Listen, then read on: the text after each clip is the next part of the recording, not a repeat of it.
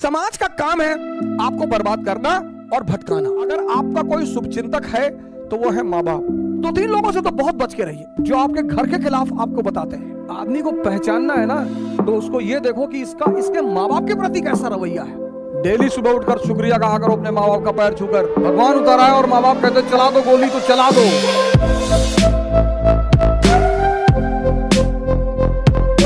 समाज का काम है आपको बर्बाद करना और भटकाना। यह समाज का धर्म है। उस समाज में अगर कोई आपको बनाने वाला मिल जाए मां बाप के अतिरिक्त, तो आप बहुत भाग्यशाली हैं। इस दुनिया में अगर आपका कोई शुभचिंतक है तो वो है मां बाप, सबके साथ। लेकिन होता क्या है, वो कठोर होते हैं हमारे प्रति। जो भी शुभचिंतक होगा वो कठोर होगा, जिसको शोषण करना होगा वो मृदु होगा। जैसे पड़ोस की आंटी, उनको कोई काम है, और बेटा बबलू कैसे हो बेटा, दिखाई नहीं पड़े, बेटा हमारा आटा लिया देते चक्की से, लो। अब मां इस तरह से नहीं बोलेगी, मां कहेगी बदतमीज कहां मरा हुआ था। तो अब हम ह्यूमन नेचर है हमारा, तो हमें मां बाप बड़े बुरे लगते हैं। लेकिन सूत्र यही है सर, जो भी आपके प्रति कठोर है वो आपका भला सोचता है, और जो भी आपके प्रति मृदु है, अच्छा बोलता है, आपकी सिर्फ तारीफ करता है, वो आपके शोषण के फिराक में है। किसी की कोई जनरेशन में लोग कहते ना, अरे भैया कमा लिए 7 पुस्त खाएगी। हमने तो ना देखा किसी की 7 पुस्तें खाते हुए। हमने तो उन मां बापों को खुशी देखा है जिनके बच्चे शाम को घर आते हैं, अपने माँ बाप के साथ बैठते हैं, अपने माँ बाप को घुमाने ले जाते हैं। हमारी श्रीमती जी के मामा हैं तो अपने माँ बाप को साथ में रखते हैं बैंगलोर। उनके माँ बाप से ज्यादा धनी आदमी कौन है सर इस संसार में, जिसकी बुजुर्गियत में बच्चे मोहब्बत करें। छोड़ दें सारी दुनिया किसी के लिए, यह मुनासिब नहीं महत्वाकांक्षी लोगों के लिए। भाई माँ बाप तो वही है ना, उनसे ज्यादा प्रेम कौन करेगा। हाँ, वो अगर आपको छोड़ दें तो चिंता का विषय है सर, तब तो दुखी होने का विषय है सर। लड़की ने छोड़ दिया, लड़के ने छोड़ दिया, कोई फर्क नहीं पड़ता सर, अगर महत्वाकांक्षा है। अगर आप खुद को बेवकूफ बना रहे हैं, बहुत फर्क पड़ता है सर। किसी भी व्यक्ति का आपके जीवन में होना इस बात पे भी निर्धारित करता है कि उसने आपको राय क्या दी। और 2-3 लोगों से तो बहुत बच के रहिए। एक, जो आपके घर के खिलाफ आपको बताते हैं, तुम्हारी मम्मी को ऐसा नहीं करना चाहिए। अरे मम्मी यार क्यों नहीं करना चाहिए, करना चाहिए। मेरी माता जी तो आज भी मुझे चौराहे पे गाली देके मार देती है। मां है, उसका हक है। आज भी मैं आता हूं बाहर तो कहती कायदे से गाड़ी चलाना, और हवाई जहाज में वो सीट बेल्ट बांध लेना जी, और ज्यादा नेता मत बनना, खिड़की से नीचे मत झांकना जी, खिड़की बंद रहती है। हाँ तो हमें पता है बंद रहती है।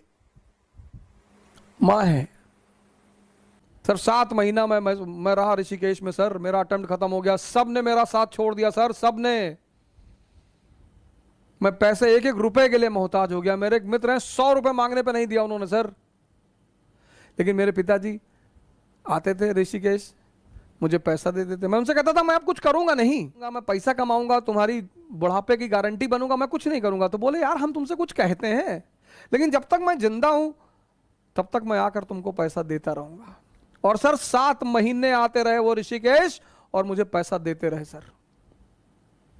और कभी कभी तो लोगों को भेजते थे मुझसे मिलने के लिए कि जाओ ऐसे कह देना घूमने आए थे, कुछ पैसा दे आना। ये होते हैं माँ बाप। और आज मैं जहां भी हूं, सबसे अहम भूमिका उनकी है सर। श्री माता प्रसाद ओझा पोस्ट ऑफिस में पोस्ट मास्टर रहे, पोस्ट मास्टर से रिटायर हुए वो। और मैं जहां भी हूं सर, जहां भी, वो उन्हीं की देन है। मतलब पहली जो नींव रखी है वो उन्होंने ही रखी है। हमारा प्रिंसिपल परेशान रहता था कि यार तुम्हारा बाप तुमको कुछ कहता ही नहीं, कहते ही नहीं थे सर। प्रिंसिपल के सामने डांट देते थे। जैसे अगर कोई बात होती थी, बुलाते थे प्रिंसिपल, तो उनके सामने डांट देते थे, बदतमीजी करते हो स्कूल में, नालायक कहेंगे, भागो यहां से। फिर कहते थे लड़का ऐसा। फिर बाहर निकल के हमसे कहते थे कि पागल है तुम्हारा प्रिंसिपल। तो एक बार क्या हुआ कि फादर प्रिंसिपल ने कहा कि यार इसके बाप को इतनी हम शिकायत करते हैं, ये सुधरता ही नहीं। तो लोगों ने कहा सर आप गलत आदमी को शिकायत करते हो, आप इसकी माँ को बुलाओ सर। तो उन्होंने हमारी माँ को बुलाया, माता जी ने ऑफिस में ही मारना शुरू कर दिया। तो प्रिंसिपल को लगा कि हाँ हाँ यार, पहले हम गलत आदमी को बुला रहे थे। वो माँ बाप तो कभी गलत नहीं होते, और जो माँ बाप की बात नहीं मानते वो शैतान है, शैतान। लेकिन हाँ, कभी कभी ऐसा होता है कि माँ बाप हमें समझ नहीं पाते, तो लड़ने की क्या जरूरत है सर? माँ बाप से नहीं लड़ा जा सकता सर, कभी नहीं लड़ा जा सकता। माँ बाप से तो कभी लड़ा ही नहीं जा सकता सर, कभी नहीं। कुछ भी हो जाए, भगवान उतर आए और माँ बाप कहते चला दो गोली तो चला दो, फिर इफ एंड बट की जरूरत ही नहीं। यह स्थिति है माँ बाप की। आदमी को पहचानना है ना, तो उसको यह देखो कि इसके माँ बाप के प्रति कैसा रवैया है। अगर वो अपने माँ बाप को भगवान मानता है तो आपके प्रति ईमानदार रहेगा सर, हमेशा। हाँ, लेकिन कभी कभी ऐसा भी होता है, यह भी मैं मानता हूं कि कभी कभी माँ बाप भी हमको समझ नहीं पाते हैं, तो कोई बड़ी बात नहीं है सर, उसमें झगड़ा करने का, उनसे बगावत करने की कोई जरूरत नहीं है। जो भी आपके ऊपर खर्चा करेगा वो उसकी कीमत वसूल करेगा, माँ बाप के अलावा। क्यों परेशान कर रहे हो माँ बाप को अपने? क्यों कर रहे हो परेशान?